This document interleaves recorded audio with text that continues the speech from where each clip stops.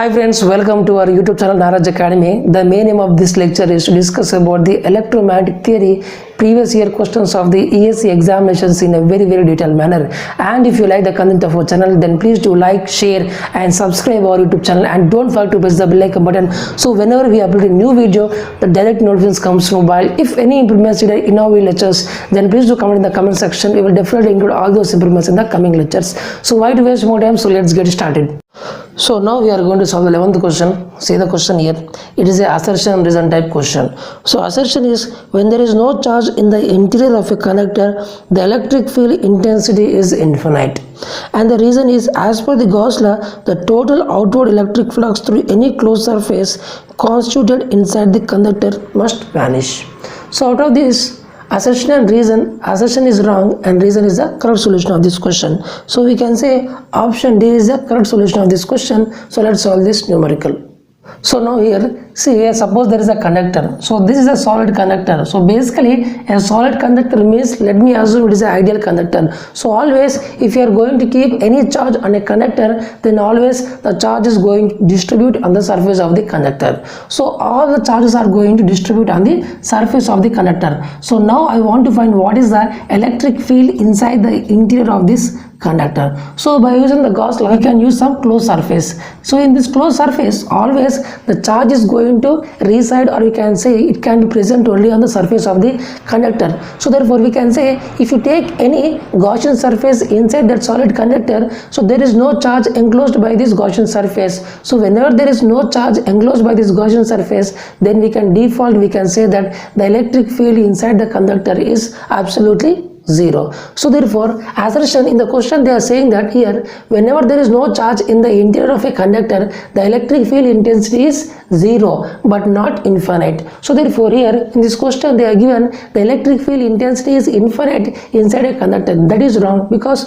whenever there is no charge inside the conductor, definitely the electric field intensity must be equal to zero, because as per the Gauss law. So therefore assertion is the wrong. And now we'll discuss about the reason. As per the reason, in this question they are given that, see, if there is no charge enclosed, then definitely the electric field intensity will zero, or it will become vanish. So reason is the correct solution. So with the help of Gauss law, the total flux through any closed surface, the amount of total flux passing through any closed surface is equal to the charge enclosed by that closed surface. So by using this Gauss law, this is the Gauss law, and the expression of the Gauss law is the total flux passing through any closed surface is equal to the charge enclosed by that surface, which is surface integral of d bar dot ds bar, where d bar is called as the electric flux density and ds bar is the area vector on that surface.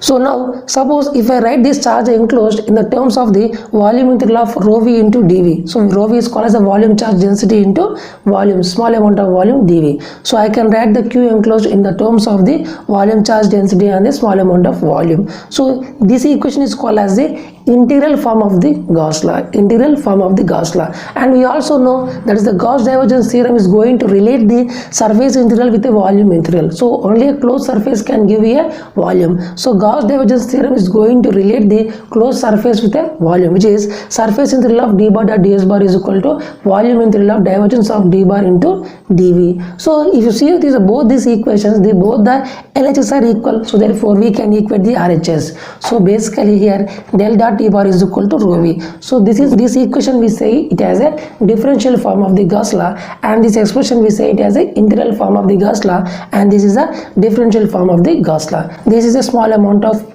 derivation of a Gauss law. So therefore we can say here, so always the amount of flux passing through any closed surface is equal to the amount of charge enclosed by that surface. If the charge enclosed by the surface itself is zero, indicates that the electric field inside that body is always zero. So therefore we can say for a conductor, the charge is always going to reside on the surface of the conductor, as there is no charge inside that conductor. So no matter whatever the size you are going to take inside the Gaussian surface, always the charge enclosed is zero. So therefore electric field inside a conductor is always zero. So therefore we can say the electric field is going to vanish, it will become zero inside the conductor. So now we are going to solve the 12th question. See the question here.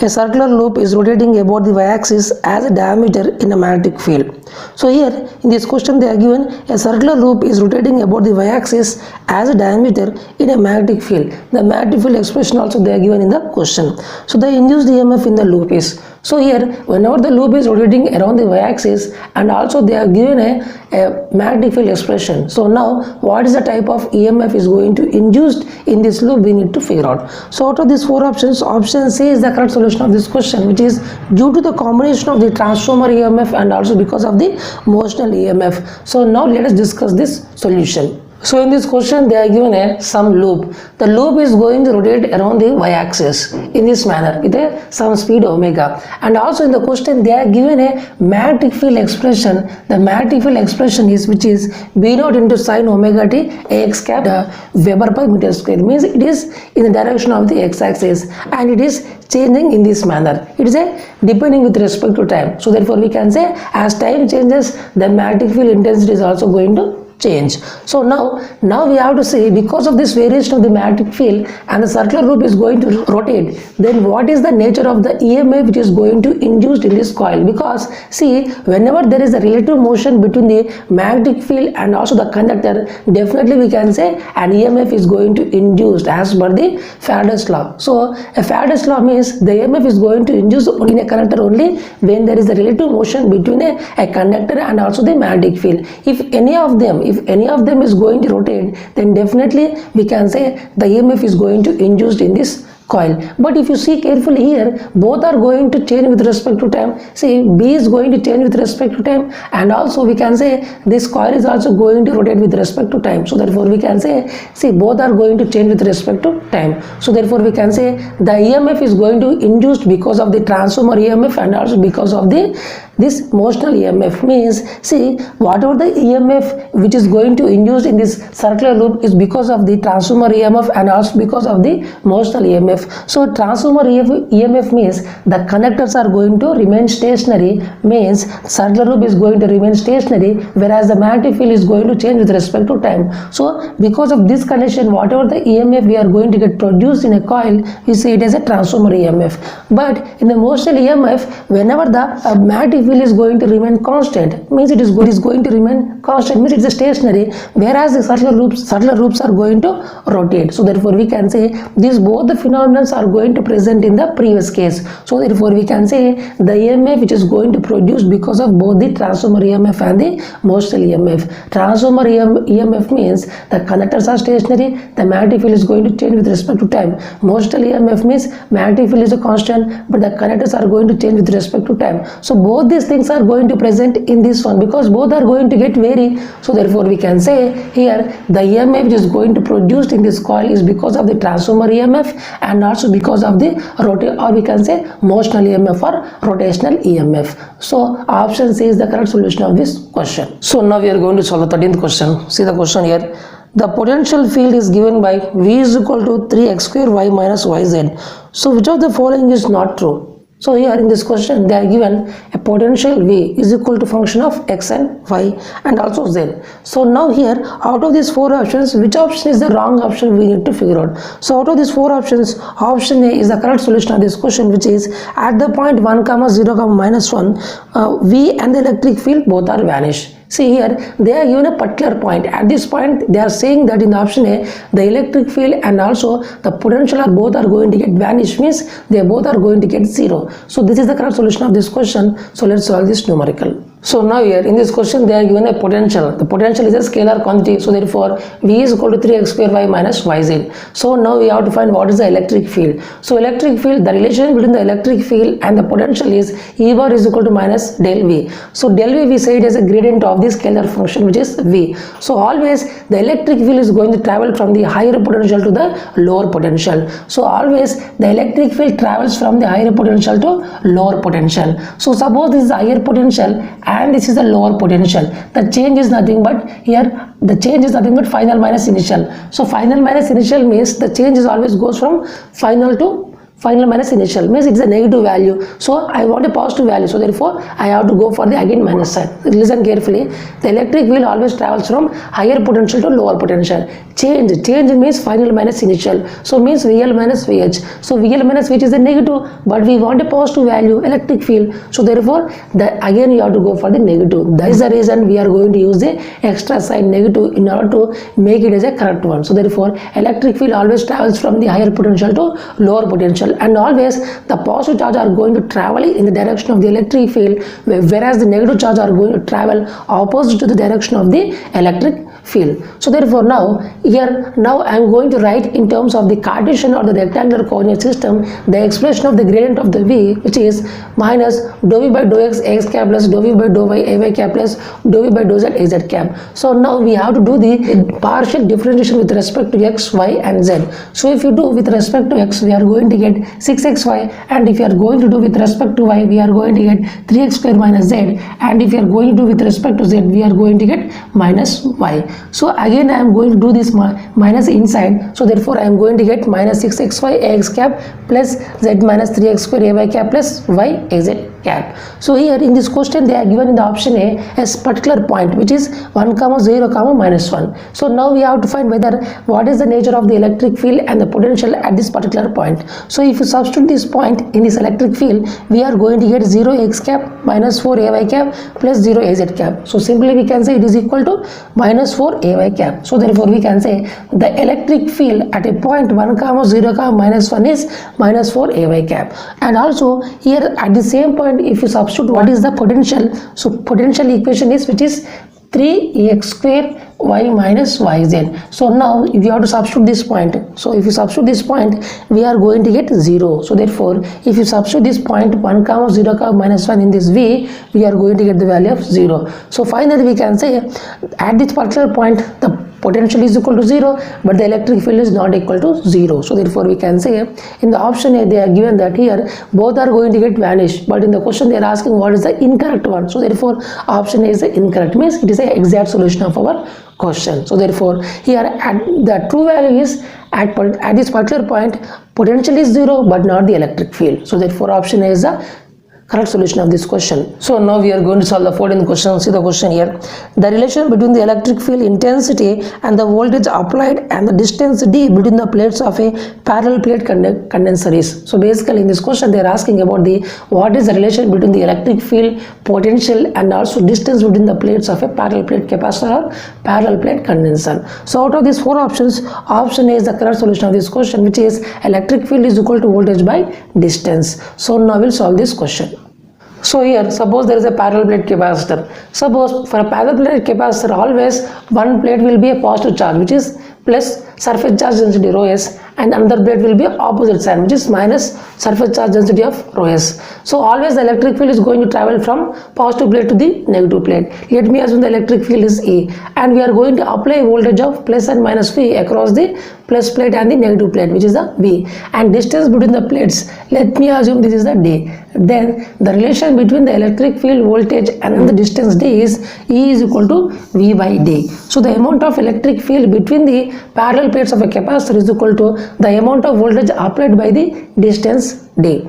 So therefore we can say the E is called as the electric field intensity between the plates of a parallel plate capacitor, and also we can say here the unit of the electric field will be either Newton per coulomb or we can say volt per meter. So the units of the electric field intensity are either Newton per coulomb or volt per meter, and the unit of the voltage is volt and the unit of the distance D is meter. Suppose let me explain what is the amount of exact expression of the electric field in terms of surface charge density. So therefore suppose let me assume an infinite surface charge. Let me assume an infinite surface charge plate having a positive charge which is surface charge density of plus rho s. Then basically this positive charge is going to radiate the electric field outward. So electric field will be outward, it is radiating, and here the expression of the electric field is independent of that distance. No matter whatever the distance, the electric field intensity will be always constant. So therefore the magnitude of the electric field expression is rho s by 2 epsilon. But for a negative surface charge of infinite surface charge density or infinite plate, see minus rho s means negative surface charge density, it is going to have infinite surface charge sheet.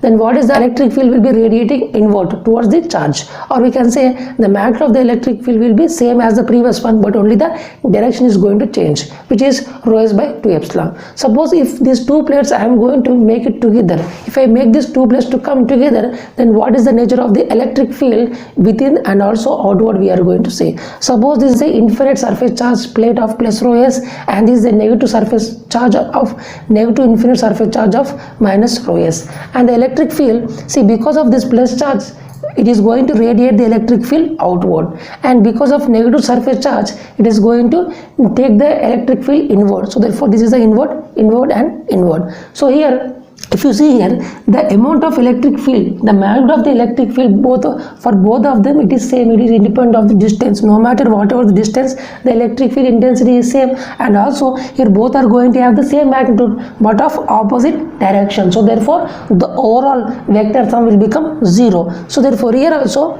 they are both are in the opposite direction with the equal magnitude. So therefore the overall summation will become 0. But here inside the place both are in the same direction. So therefore we can say the overall electric field will become addition. So therefore which is rho s by 2 epsilon plus rho s by 2 epsilon. So if we add these two things we are going to get rho s by epsilon. So therefore we can say the exact expression of the electric field in the terms of the surface charge density, which is rho s by epsilon, and it is a constant value and it is going to flow from the positive plate to the negative plate, and outward the plates, or means outside these plates the electric field intensity is always 0, because these two things are going to have opposite vectors. So net electric field will be 0 for the outward of the plates, but inside these plates the electric field expression is rho s by epsilon, and you can say this is the exact expression of in terms of the surface charge density. And if you want to know what is the expression in the terms of the voltage and distance, the electric field is equal to voltage by distance. This is the another expression. So now we are going to solve the 15th question. See the question here.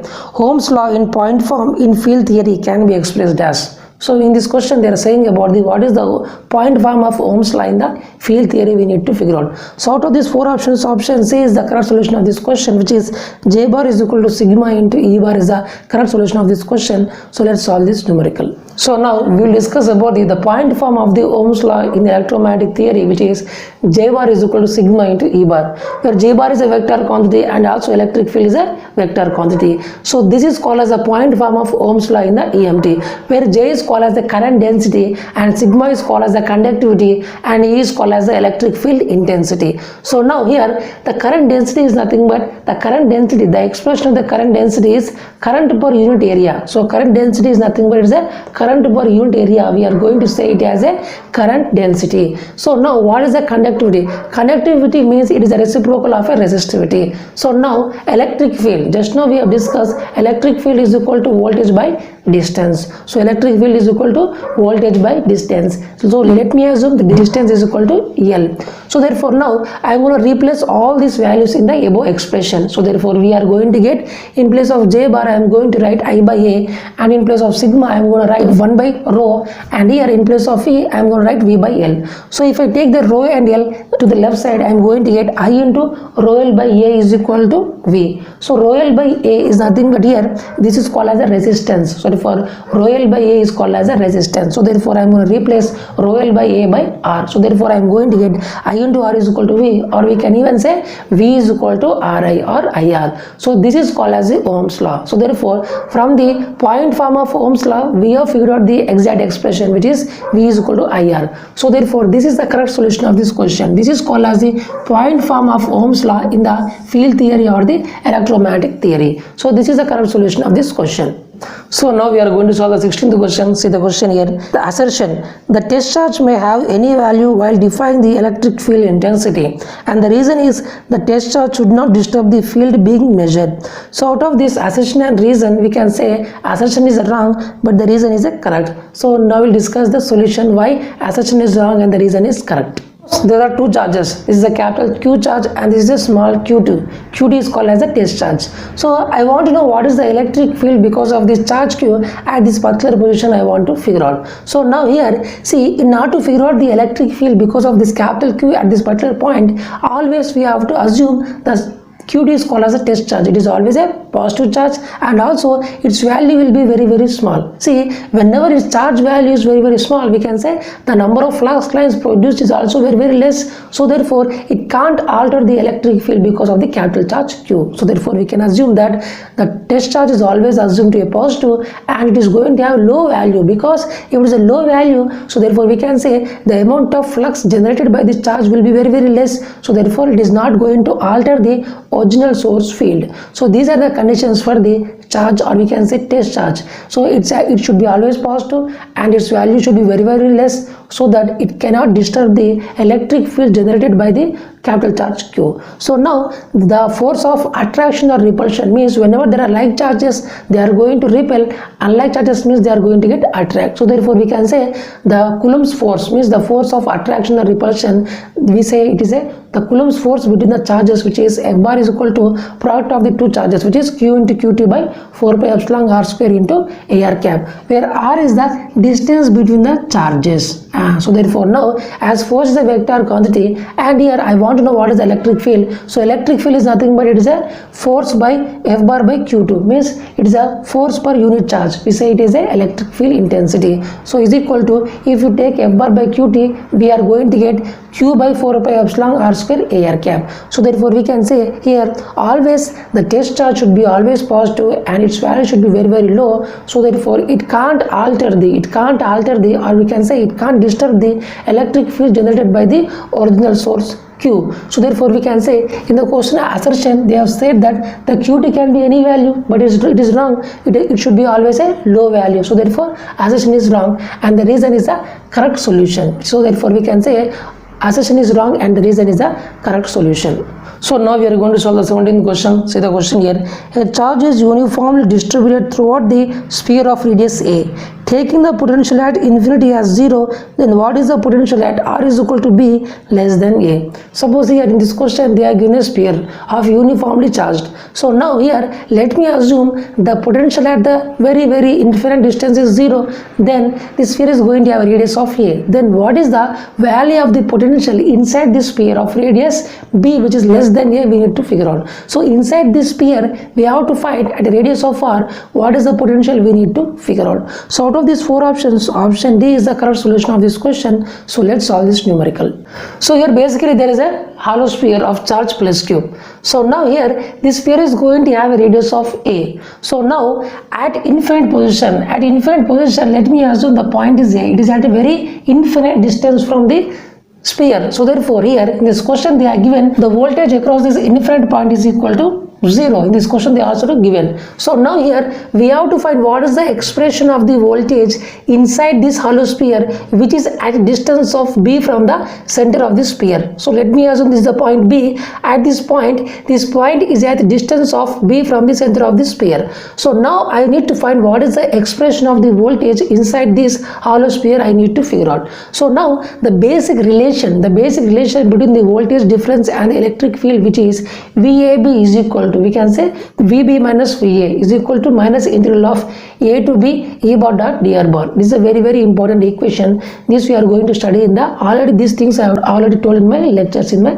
offline classes. So therefore VAB is equal to VA minus VB. So therefore we can say VAB is equal to VB minus VA is equal to minus integral of A to B E bar dot dr bar. So therefore now here see, suppose outside these charges, or we can say outside this sphere, whenever if you take any point which is outside this sphere, we can say this whole sphere is going to act like a point charge, means the overall charge is going to concentrate at its center. So therefore we can say it is going to behave like a point charge. So therefore we can say the amount of electric field at any point outside the sphere, which is E is equal to Q by 4 pi epsilon r square AR cap for any radius for greater than or equal to A. Suppose if you are inside this hollow sphere, means if you take any Gaussian surface inside this hollow sphere, definitely the charge enclosed is 0. So whenever there is a charge enclosed itself is 0. So therefore we can say electric field inside a hollow sphere is definitely 0. So therefore we can say electric field inside this sphere is 0 for any radius less than A. So now, and also dr. So dr bar is nothing but a small amount of distance. I am traveling from A to B. So a small amount of distance, which is dr bar is equal to dr into ar cap. So therefore now here dr bar is equal to d into ar cap. So now in this question I am using this formula, which is Vb minus Va is equal to minus integral of A to B E bar dot dr bar. In this question already they have given the initial point, which is at A is already very infinite distance. So therefore its potential is already given it is as 0. So therefore Vb minus 0 is equal to minus integral of A is at the distance of infinity from the center of the sphere, and B is at the distance of B from the center of the sphere. So therefore infinite to B E bar dot dr bar. So therefore same thing I have written here, Vb is equal to minus integral of B to infinity to B E bar dot dr bar. So now I am going to split this integral into two parts, which is infinity to, see, if I want to move from infinity to B, I can move in two ways, which is infinity to A and A to B. So therefore we can say I am splitting this integral into two parts, which is infinity to A and A to B. So therefore infinity to A and A to B. See, A to B is nothing but, now we are inside the sphere. So inside the sphere means definitely we can say electric field is 0. So 0 into anything non-zero is again 0. So therefore this expression will give you 0. So now we are going to write the remaining expression, which is Vb is equal to minus integral of infinity to A E bar dot dr bar. So outside this sphere we know the value of electric field, which is Q by 4 pi r square, so dr. So E bar and dr bar we have to do the dot product. So if you do the dot product, we are going to get Q by 4 pi r square dr. So this is the correct solution of this question. So if you want to do further simplification, if you want to do the integration of 1 by r square, and if you substitute the upper limit minus lower limit, so finally we are going to get Vb is equal to Q by 4 pi epsilon A. So this is the correct solution of this question. And if you want to do further analysis, if you do the integration and if you substitute the upper limit minus lower limit, you are going to get the potential inside this hollow sphere, which is Q by 4 pi epsilon A. So now I want to draw the diagram. Now I want to know what is the graph of the voltage. So inside and also outside the hollow sphere. See, the radius is A. So therefore we can say within this radius always the voltage is a constant. So therefore its value is Q by 4 pi epsilon A. This is a voltage at the surface also. So therefore we can say inside the hollow sphere the voltage is a constant value. So for radius 0 to A, we can say the voltage is a constant, which is equal to Q by 4 pi epsilon A. But if you want to know what is the voltage outside this sphere, then definitely it is going to decay with the relation of 1 by R. So therefore we can say here this is going to decay with the relation of 1 by R. So therefore inside the hollow sphere the potential is a constant, which is Q by 4 pi epsilon A, and after this radius it is going to decay with the proportional of 1 by R. So always inside the sphere the potential is a constant, so always electric field travels from higher potential to lower potential. Whenever there is a difference in potential, then only the electric field is going to get travel. But here inside the sphere definitely the voltage is a constant, so whenever there is a voltage is a constant, electric field inside is 0. That is the reason here inside the hollow sphere there is no charge enclosed. So therefore we can say electric field itself is 0 because the voltage is a constant inside this hollow sphere. So because of this reason we can say inside a conductor always charge enclosed is 0, electric field is 0, so definitely voltage should be constant inside a conductor. So this is the exact expression for this question. So now we are going to solve the 18th question. See the question here. A plane Z is equal to 10 meter carries surface charge density of 20 nanocoulomb per meter square. So what is the electric field at the origin? Suppose there is a plane at a distance of Z is equal to 10 from the origin. So infinite surface charge plane. So now what is the value of the electric field intensity at origin we need to figure out. So out of these four options, option D minus 360 pi AZ cap volt per meter is the correct solution of this question. So let's solve this numerical. So now here in this question they are given a 3 coordinate system x, y, z. So there is a surface plane at distance of 10 meters from the origin. So at distance of 10 meters from the origin there is a plane on the z plane. So therefore we can say at z is equal to 10 there is a plane of surface charge density of 20 nanocoulomb per meter square. So in this question they are given a positive surface charge density, means it is a positive plate, so therefore it is going to radiate the electric field outward. So above the 10 meters the electric field will be upward direction, and below the 10 meters the electric field will be downward. See, for a infinite surface charge density the electric field magnitude value will be constant. So no matter whatever the distance you are, the distance from the surface plate, always the electric field magnitude value will be constant. So here in this question they asked about what is the electric field at the origin O. So at the origin O we need to figure out, means it is below the plate. So below the plate we have to find what is the electric field intensity. It is in the downward direction. So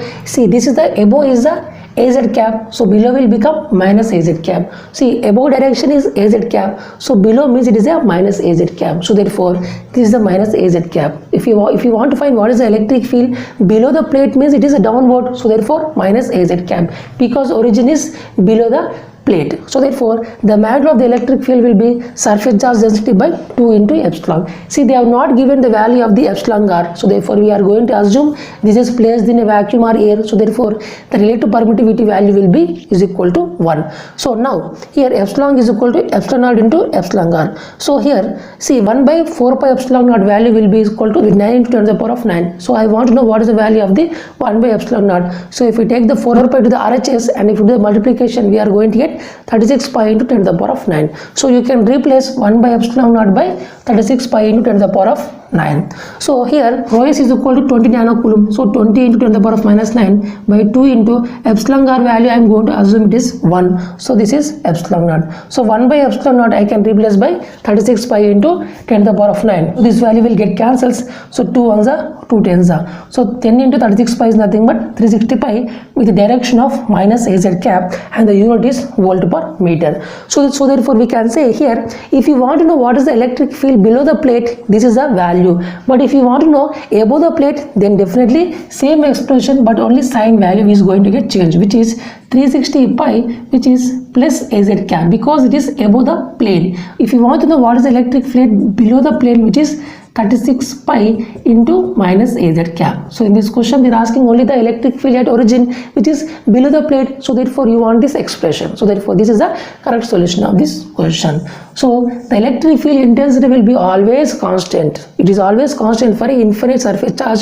No matter whatever the distance, always the electric field value will be always constant. Now we are going to solve the 19th question of this lecture. See the question here. So what is the value of the total electric flux coming out of a closed surface? So basically in this question they are asking what is the total amount of electric flux which is coming out of a closed surface is equal to which value. So out of these three options, option C is the correct solution of this question, which is equal to the total charge enclosed by the surface. So we will discuss the solution regarding this question. So let me take any closed surface. So if I take any closed surface, then what is the net amount of electric flux coming out of this closed surface is equal to the amount of charge enclosed by this surface. So therefore we can say this is called as the Gauss law for the electric field. So therefore the Gauss law is going to tell you that the total amount of flux which is passing through this closed surface is equal to the amount of charge enclosed by this closed surface. So here if the unit of the charge is nothing but coulomb, so therefore we can say the unit of the flux is also equal to coulomb. So now here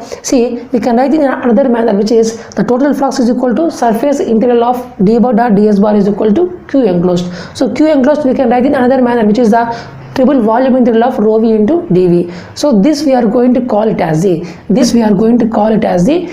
integral form of the Gauss law. So now here see I know the relation between a closed surface and a volume. Only a closed surface can only give you a volume. So therefore the relation between a closed surface and a volume is called as the Gauss divergence theorem, which is the surface integral of d bar dot ds bar is equal to volume integral of divergence of d bar into dv. This is called as the Gauss divergence theorem. So with the help of this theorem, now I am going to equate these two things, because LHS is equal, so therefore I am going to equate the RHS. So if we equate the RHS, then definitely we can say del dot d bar is equal to rho v. So therefore divergence of d bar, the divergence of the electric flux density is equal to volume charge density.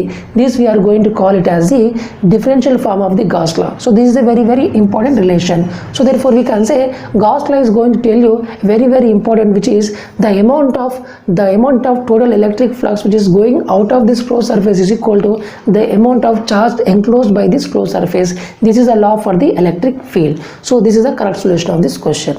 So now we are going to solve the last question of this lecture. See the question here. Which one of the following gives the approximate value of the capacitance between the two spheres whose separation is very much larger than the radius r? So here we are going to take it two identical spheres of radius r. Suppose if the distance between them is very large when compared to the radius, then what is the net capacity between these two spheres we need to figure out. So out of these four options, option B is the correct solution of this question, which is 2 pi epsilon naught into r is the correct solution of this question. So let's solve this numerical. Say suppose there are two identical pairs of radius r and the separation between these spheres is distance is d. So in this question they are given the separation distance between the two spheres is very higher when compared to the radius of this sphere. Then we have to find what is the net equivalent capacitance between these two spheres we need to figure out. So basically suppose there is a charge q on this sphere. Let me assume the charge on this sphere is, let me assume q. Then we can say what is the potential. So because of this charge, what is the potential on this sphere we need to figure out. So therefore now the basic relation, the voltage is equal to charge by 4 pi epsilon naught r, which is the voltage of the sphere. Suppose if you are going to keep a charge of place q, then what is the voltage of this sphere, which is V is equal to q by 4 pi epsilon naught r. So now I am going to assume that epsilon r is equal to 1 because it is a free space or the vacuum. So therefore now here, but capacitance of the sphere is equal to charge by voltage. So if you go for the q by V, we are going to get 4 pi epsilon naught r. So therefore we can say the capacitance of the sphere is 4 pi epsilon naught r. So this sphere has a capacitance of 4 pi epsilon naught r, and this sphere is also having the same expression, which is 4 pi epsilon naught r, because the radius are same. So therefore we can say here for the capacitor, for the sphere 1, let me assume the capacitance is C1, and for the sphere 2 the capacitance is C2. They are connected in a series manner. So therefore we can say both having the same radius. So therefore we can say both are going to have a same amount of capacitance, which is C1 is equal to C2 is equal to C is equal to 4 pi epsilon naught r. So whenever the two capacitors are connected in series, the net equivalent capacitance is the C1 into C2 by C1 plus C2. So therefore we can say here, so C equivalent is equal to C1 into C2 by C1 plus C2, but C1 and C2 are both are same, which is equal to C. So if you do this one, we are going to get C by 2, but C is equal to nothing, 2 pi 4 pi epsilon naught r by 2. So if you do this one, we are going to get 2 pi epsilon naught r. So therefore the net capacitance between the two spheres is 2 pi epsilon naught r is the correct solution of this question. So this is the correct solution of this question. So by this lecture we have successfully completed the 20 questions of electromagnetic theory of the ESE examinations previous year questions in a very detailed manner. And if you like the content of our channel, then please do like, share and subscribe our YouTube channel, and don't forget to press the bell icon button, so whenever we upload a new video, the direct notification comes to mobile. So we'll definitely include all those improvements in the coming lectures. Thank you so much for watching this lecture. Keep smiling, take care, and bye bye.